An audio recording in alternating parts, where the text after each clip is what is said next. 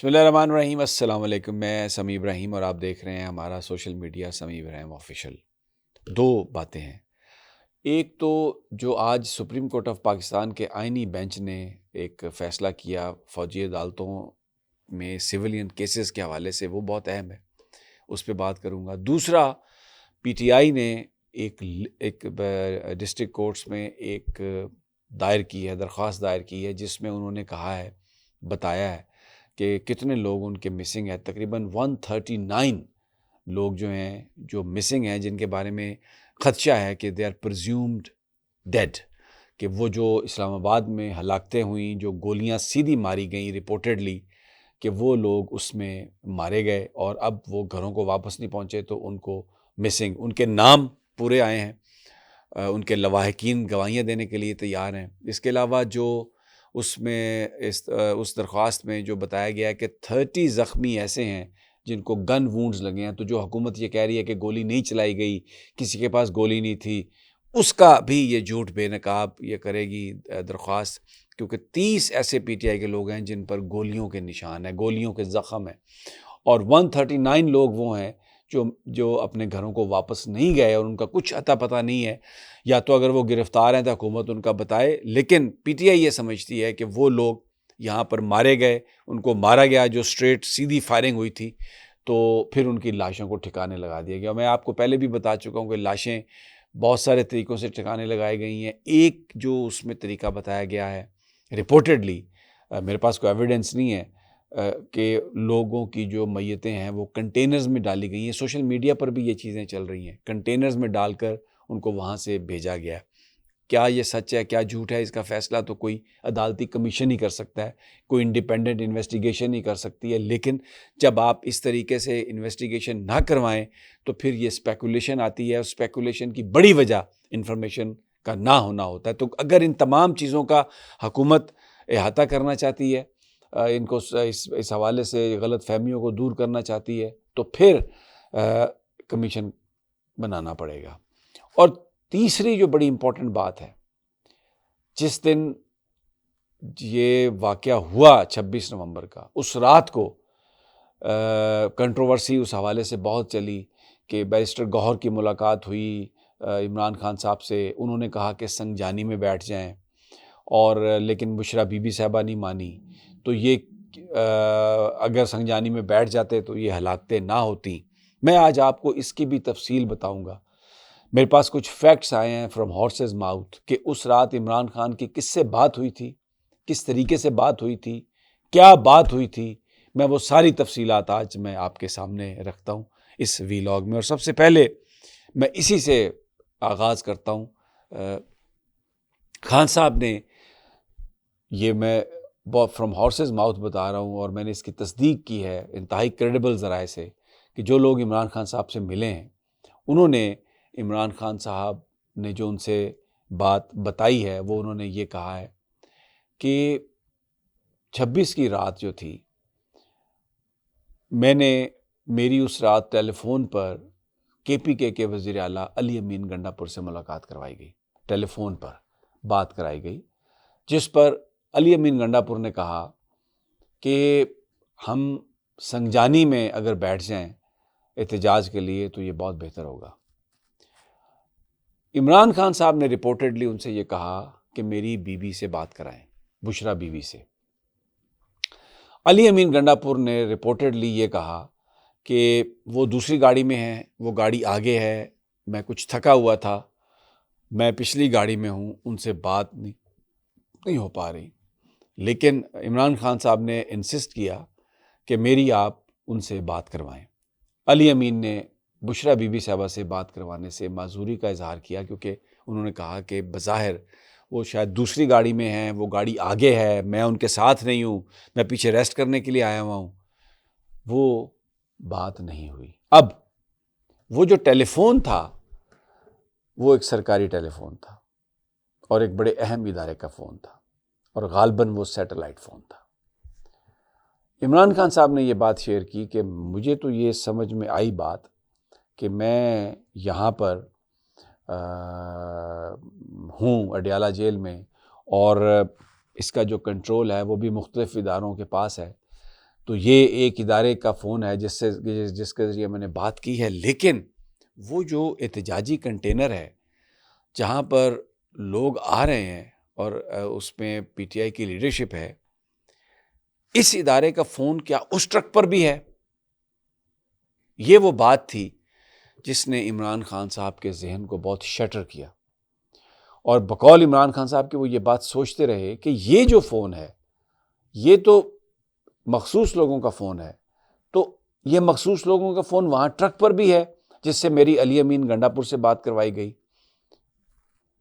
خیر، اس کے بعد خان صاحب یہ بتاتے ہیں کہ بیرسٹر گوہر آئے ان سے ملاقات کے لیے، اور بیرسٹر گوہر وہاں پر ملاقات میں یہ بات ہوئی کہ عمران خان صاحب ایک ویڈیو میسج ریکارڈ کروائیں۔ تو عمران خان صاحب نے کہا کہ یہ کس کا فون ہے، کیونکہ بیرسٹر گوہر تو فون نہیں لا سکے تھے۔ انہوں نے کہا یہ سپرڈنٹ کا فون ہے۔ عمران خان صاحب نے کہا کہ میں اس فون پر میسج ریکارڈ نہیں کروں گا، کیونکہ وہ اس سارے معاملے پہ مشکوک ہو چکے تھے، شک کا اظہار کر رہے تھے ان کے ذہن میں۔ پھر یہ کہا گیا کہ اچھا علی گوہر، بیرسٹر گوہر کا ٹیلی فون لے آتے ہیں، اس پر ہم ویڈیو بنا لیتے ہیں خان صاحب کی۔ خان صاحب نے کہا کہ نہیں، میں یہ ویڈیو نہیں بناؤں گا، میں ویڈیو میسج بنا کے نہیں دوں گا، کیونکہ انہیں پہلے جس طریقے سے فون پر بات ہوئی اور فون ٹرک پر جو تھا وہ موجود تھا، یا جو گاڑی تھی یا جہاں پر بھی قیادت تھی، ان کو تو کوئی علم نہیں تھا کہ یہ جو فون ہے یہ اس مخصوص ادارے کا۔ وہ اس پر بہت زیادہ جٹری تھے کہ یہ سب کیا ہو رہا ہے۔ پھر اس کے بعد جب بیرسٹر گوہر آئے وہاں پر اور انہوں نے وہ کہا کہ یہ فون ہم کر لیتے ہیں، میرے فون پہ بنا لیں، پہلے سپرڈنٹ کا یہ فون ہے اس پر ویڈیو بنا لیں، تو خان صاحب نے اس بات سے انکار کر دیا، اور انہوں نے، کیونکہ جب تک بشرا بی بی سے بات نہیں ہوتی، انہوں نے کہا یہ دیکھوں گا میں، اس کو کل دیکھوں گا۔ اب یہ وہ حقائق ہیں اس رات کے حوالے سے جو یہ کہا جا رہا تھا کہ جی سنجانی بیٹھنے کی اجازت دے دی عمران خان صاحب نے اور بشرا بی بی نہیں مانی۔ اب یہ جو ساری صورتحال ہے، ایکسکیوز می، علی امین نے بھی جو بات خان صاحب سے ہوئی وہ بیان کی، بیرسٹر گوہر نے بھی وہ جو بات تھی وہ بیان کی بشرا بی بی سے۔ تو بشرا بی بی صاحبہ نے بھی یہ کہا کہ لینڈ لائن سے میری ملاقات کروا دیں۔ لینڈ لائن سے اس لیے ملاقات کروانے کی بات کی گئی کہ جو سیٹلائٹ فون ہیں وہ تو جیل حکام کے نہیں ہیں، وہ تو کسی اور ادارے کے ہیں، تو وہ ان اداروں کی جو فون ہے اس پر بات نہیں کرنا چاہ رہی تھی، اور انہوں نے کہا کہ لینڈ لائن سے میری بات کروا دیں، لیکن خان صاحب کی بشرا بی بی صاحبہ سے بات نہیں کروائی گئی۔ تو انہوں نے اس بات پر شک کا اظہار کیا کہ یہ جو ساری کہانی ہے کہ سنجانی میں بیٹھ جائیں، ادھر چلے جائیں، یہ بات صحیح نہیں لگتی، کہ میرے پاس تو خان کی امانت ہے کہ میں نے آگے تک جانا ہے اور ڈی چوک تک لوگوں کو لے کے جانا ہے۔ یہ وہ فیکٹس ہیں جو مجھ تک پہنچے، اور یہ پاکستان کے عوام کی ایک امانت ہے جو میں نے ان کو پہنچا دیے کہ بیسیکلی یہ واقعہ اس دن ہوا۔ اب آج آ جاتے ہیں سپریم کورٹ آف پاکستان نے یہ سیاہ تاریخ، بالکل یہ سیاہ ترین دن، ایک اور another black day in the history of supreme court of Pakistan, کہ آپ نے جو سیولینز کا ٹرائل ہے فوجی عدالتوں میں اس پہ فیصلہ سنانے کی آپ نے اجازت دے دی ہے، اور اس کو آپ نے ایک اشک شوئی کے لیے مشروط کر دیا مین ڈیسیژن سے۔ پوری دنیا کی ہیڈ لائن یہ ہے کہ فوجی عدالتوں کا ٹرائل، اس کا فیصلہ سنانے کی اجازت، جب فیصلہ سنانے کی اجازت دے دی ہے تو اس کا مطلب ہے آپ نے اس ٹرائل کو جائز قرار دے دیا۔ اب اگر یہ آئینی بینچ کہتا ہے کہ فوجی عدالتیں مجاز نہیں تھیں، تو اس کا مطلب یہ ہے کہ ان کا دوبارہ ٹرائل ہوگا، یعنی سوا سال وہ پہلے سزا بھگت چکے ہیں، اب ان کا دوبارہ ٹرائل انسداد دہشت گردی کی عدالت میں ہوگا، اور پھر اپنے ڈیفنس کے لیے جو ایویڈنس انہوں نے فوجی عدالتوں میں پیش کیا، اب وہ سرکار کو پتہ چل گیا، اب وہ ایویڈنس آئے گا سیولین ATC کورٹس میں، تو وہاں پر پھر ان لوگوں کے خلاف کارروائی آسان ہو جائے گی حکومت کی، کیونکہ ان کا تو ڈیفنس ان کے پاس ہوگا۔ بہت ہی ایک ایسا دن کہ آپ پوری دنیا میں یہ ہیڈ لائن بنے گی، اور کیا پاکستان کی عزت ہوگی کہ فوجی عدالتیں سپریم کورٹ آف پاکستان نے ایک طرح سے جائز قرار دے دی ہیں۔ A very sad day. اور دوسرا میں نے آپ کو یہ چل رہی ہیں، نام ہیں پورے 139 آدمیوں کے، لسٹیں ہیں یہ جو مسنگ ہیں، اور حکومت سے کہا گیا ہے کہ یہ پرزیوم ڈیڈ ہیں،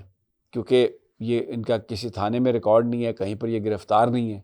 کوئی حکومت ان کے بارے میں بتا نہیں رہی۔ تو وہ جو ایک وائڈ اسپیکولیشن ہے جس میں یہ کہا گیا ہے کہ بالکل اسٹریٹ گولیاں ماری گئیں اسلام آباد میں، اور لوگ وٹنسز ہیں، وہ کہتے ہیں، میں کل ایک دفتر میں گیا ہوا تھا تو وہیں پر ہے، اس نے کہا جی 7 باڈیز میں نے دیکھی، ایک ایک کر کے میرے سامنے وہ گرے ہیں۔ اب اس طرح کے لوگ ہیں، تو یہ جو